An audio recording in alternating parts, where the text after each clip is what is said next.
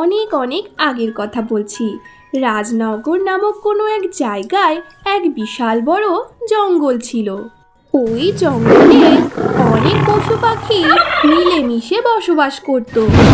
তারপর কোনো এক বর্ষার রাতে খুব জোরে বৃষ্টি হচ্ছিল। এক ছাগল দম্পতি তাদের ঘরের মধ্যে কথাবার্তা বলছিল। ওই ছাগলের মধ্যে ছেলে ছাগলের নাম ছিল রাজু, আর মেয়ে ছাগলের নাম ছিল মিলি।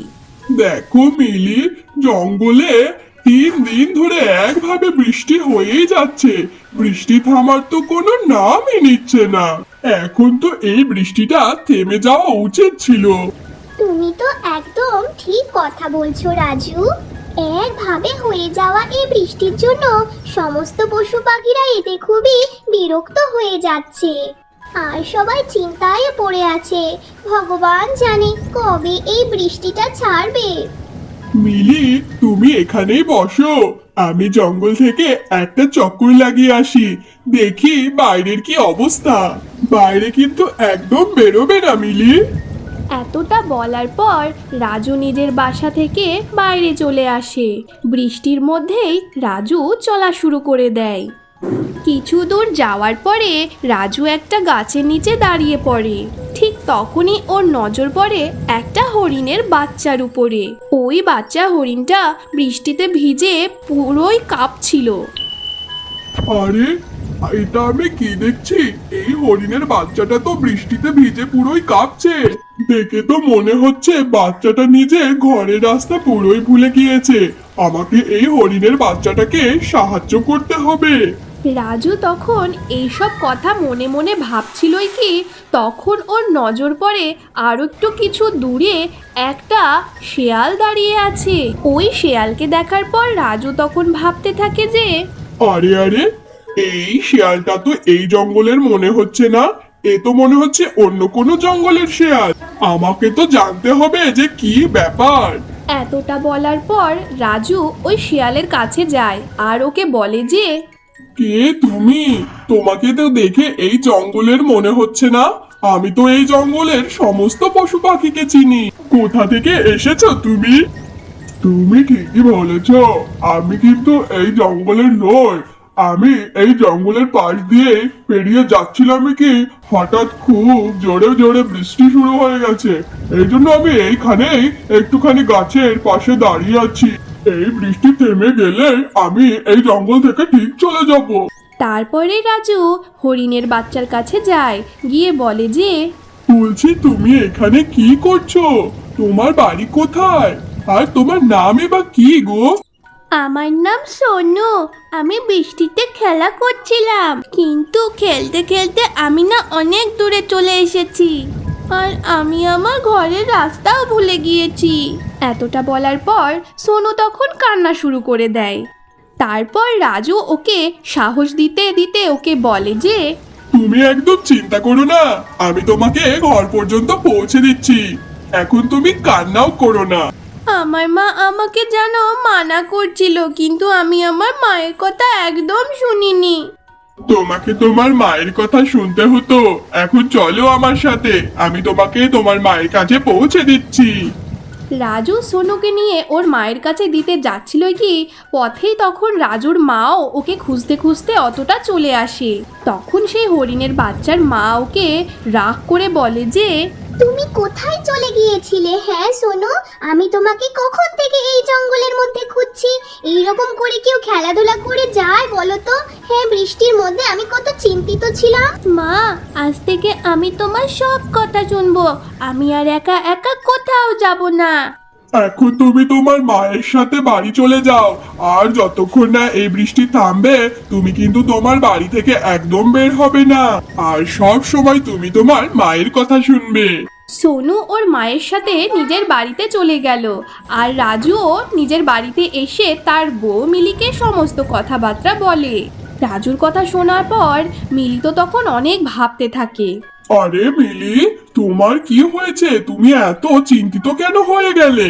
আমি ভাবছিলাম যে রাজু ওই শিয়ালটা কি ওই ছাগল, আমি ভাবছিলাম কি রাজু ওই শিয়ালটা কি ওই হরিণছানাকে কোনো ক্ষতি করার চেষ্টা করার কথা ভাবছিল? এটাতে তোমার কি মনে হয় বলো তো? আরে না না মিলি, ওই শিয়ালটা তো ভয়ের জন্য একটা গাছের পেছনে লুকিয়ে বসেছিল। আমার তো মনে হয় ও ওই হরিণছানাকে দেখেইনি। ও বৃষ্টি থামার পর ঠিকই ওর জঙ্গলে ফিরে চলে যাবে। পরের দিনকে বৃষ্টি পুরোই থেমে যায়। রাজু বাইরে দাঁড়িয়ে দাঁড়িয়ে রোদ পোহাচ্ছিল। ঠিক তখনই এক টুনি পাখি রাজুর কাছে উড়ে এসে বসলো আর ওকে বলল যে, আরে রাজু, তুমি এখানে বসে আছো? আর জানো, ওইদিকে তো হরিণের অবস্থা খুবই খারাপ। কেঁদে কেঁদে যে কি অবস্থাটাই না করছে নিজেকে। আচ্ছা তাই? কিন্তু কোন হরিণ আর কান্নাকাটি বা করছে কেন? আমি আর কি করে জানবো? বেচারি নিজে বাচ্চা খুঁজে বেড়াচ্ছে। ও বলছে যে ওর বাচ্চা নাকি কাল রাত থেকে হারিয়ে গেছে।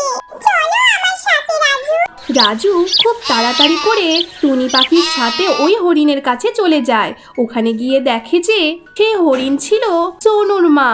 ও তখন সোনুর মাকে বলে যে, কি হয়েছে? তুমি কান্নাকাটি কেন করছো? আবার কি তোমার ছেলে সোনু পালিয়ে গেছে নাকি? রাতের বেলা সোনুকে নিয়ে তো আমি বাড়িতেই গিয়েছিলাম, কিন্তু সকালবেলা চোখ খুলে দেখি সোনু আমার পাশে নেই। ও যে কোথায় চলে গেল। তুমি একদম চিন্তা করো না, তুমি একদম চিন্তা করো না। আমি এখনই খোঁজ খবর নিচ্ছি সোনু কোথায় গেল। তারপরে রাজু সোনুকে খোঁজার জন্য বেরিয়ে পড়ে। কিছু দূর যাওয়ার পরে ও দেখতে পায় যে একটা গাছের নিচে সেই শিয়ালটা দাঁড়িয়ে আছে। পর রাজু ওই শিয়ালের কাছে গিয়ে ওনাকে বলে, বলছিলাম যে শিয়াল ভাই, তোমার কালকে রাতের কথা মনে আছে? যে হরিণ ছানাটা এখানে বৃষ্টিতে ভিজছিল, তুমি কি ওকে কোথাও দেখেছো? আমি বড় হরিণের বাচ্চাকে দেখিনি, আমি তো কখন থেকে এখানে দাঁড়িয়ে আছি। ঠিক আছে, কিন্তু তুমি যে বলছিলে বৃষ্টি থামার পরে এখান থেকে চলে যাবে। হ্যাঁ হ্যাঁ, ঠিক চলে যাব। তুমি যেন এমন করে বলছো যে এই জঙ্গল শুধু তোমারই রাজত্ব চলে যায়। আমার যখন মর্জি হবে আমি ঠিক এই জঙ্গল থেকে চলে যাব। এখন তুমি তোমার কাজ করো তো, যাও তো এখান থেকে। শিয়ালের এই কথা শোনার পর তখন রাজু নিজের মনে মনে বলতে থাকে যে, আমার তো মনে হচ্ছে হরিণের বাচ্চাটাকে এই শিয়ালটাই চুরি করে রেখেছে। আমি জঙ্গলের রাজার কাছে যাই, গিয়ে এর নামে একটু নালিশ করে আসি গিয়ে। তারপরে রাজু সোজা এখান থেকে মহারাজ সিংহের কাছে চলে যায়। মহারাজ, বলছিলাম আমি তো আপনাকে সমস্ত ঘটনাই বললাম। আমার তো মনে হচ্ছে ওই শিয়ালই হরিণের বাচ্চাটাকে চুরি করেছে। রাজুর এই কথা শোনার পর তখন মহারাজ সিংহ ওর পরে রেগে গিয়ে বলল যে, এটার মতলব তো এটাই হলো যে তুমি সবসময় জঙ্গলের সমস্ত প্রাণীদের নামে উল্টো পাল্টা নালিশ করো শুধু আমার কাছে। মিথ্যে নালিশ। ওই শিয়াল তো তবে ঠিকই বলেছে। এর কিছুক্ষণ পরেই সেই শেয়ালটা হরিণছানাকে নিয়ে সিংহ মহারাজের গুহার ভেতরে চলে আসে। রাজু তো দেখে পুরোই অবাক হয়ে যায়। মহারাজ, আমি তো জানতাম যে এই ছাগলটা আপনার কাছে আসবে, এই জন্য আমি আপনাকে আগে থেকেই বলে রেখেছিলাম। আর আমি এই হরিণ ছানাটাকে জঙ্গলের মধ্যেই খুঁজে পেলাম, তাই আপনার সামনে নিয়ে চলে আসলাম। এই ছাগলটার জন্য কিন্তু আপনার জঙ্গলে অন্য কোনো পশু পাখিরা আসতে পারে না, বুঝলেন তো? এই ছাগল, তুমি যে এই শিয়ালের ব্যাপারে নানা রকম ভাবে মিথ্যে নালিশ করছিলে, কই এই তো হরিণ ছানাটাকে ও নিয়ে আসলো। তুমি এই কর্মের জন্য এখন সাজা পাবে। আজকে থেকে তুমি আমার এই গুহার মধ্যেই বন্দি হয়ে থাকবে। শিয়াল ভাই, তুমি এখানে যতদিন তোমার মর্জি থাকতে পারো, তোমাকে আর কেউ জ্বালাতন করবে না। তারপরে সেই শিয়ালটা হরিণছানাকে নিয়ে রওনা দিল। আর ঠিক ওইখানেই টুনি পাখি বসে বসে সব কিছুই দেখছিল। তখনই টুনি পাখি তাড়াতাড়ি করে মিলির কাছে চলে যায় আর সমস্ত ঘটনা ওই মিলিকে বলে।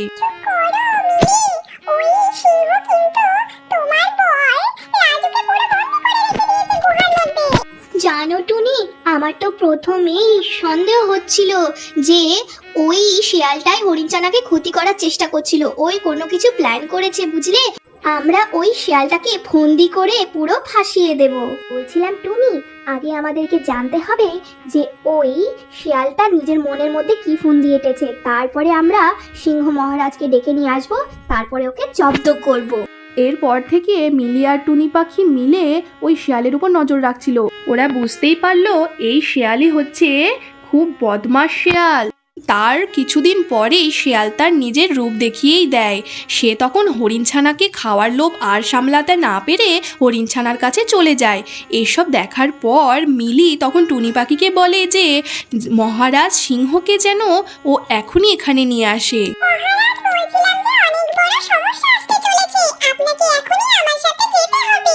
আরে আরে, কি হয়েছে টুনি? তুমি আমাকে এখান থেকে কেন নিয়ে যেতে চাইছো? তুমি যখন বলছো মনে হচ্ছে তো কিছু হয়েছে। বেশ ঠিক আছে, চলো কি হয়েছে দেখেই আসি।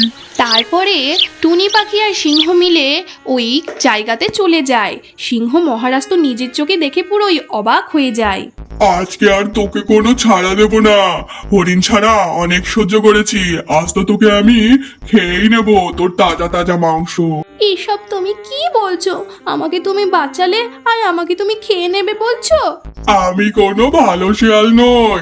আমি তো এখানে ঘোপটি বেড়েছিলাম যে আমি একটা পশুকে ধরবো আর খেয়ে নেব। আর সিংহ মহারাজ আমাকে বুঝতেও পারবে না, সে আমার বন্ধু ভেবে আমাকে এই জঙ্গলেই রেখে দেবে। আর তাই হলো।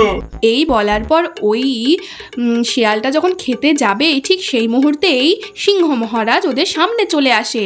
আর সিংহ মহারাজের সাথে শিয়ালের তখন তুমুল যুদ্ধ বাঁধে। এই যুদ্ধে শিয়াল পুরোই হেরে যায় আর শিয়াল তখন এখান থেকে পালিয়ে চলে যায়। এরপর সিংহ মহারাজ রাজুকে পুরোই তার গুহা থেকে মুক্ত করে দেয়। তারপর থেকে মিলি আর রাজু নিজের বাড়িতে খুবই সুখে শান্তিতে বসবাস করতে থাকে।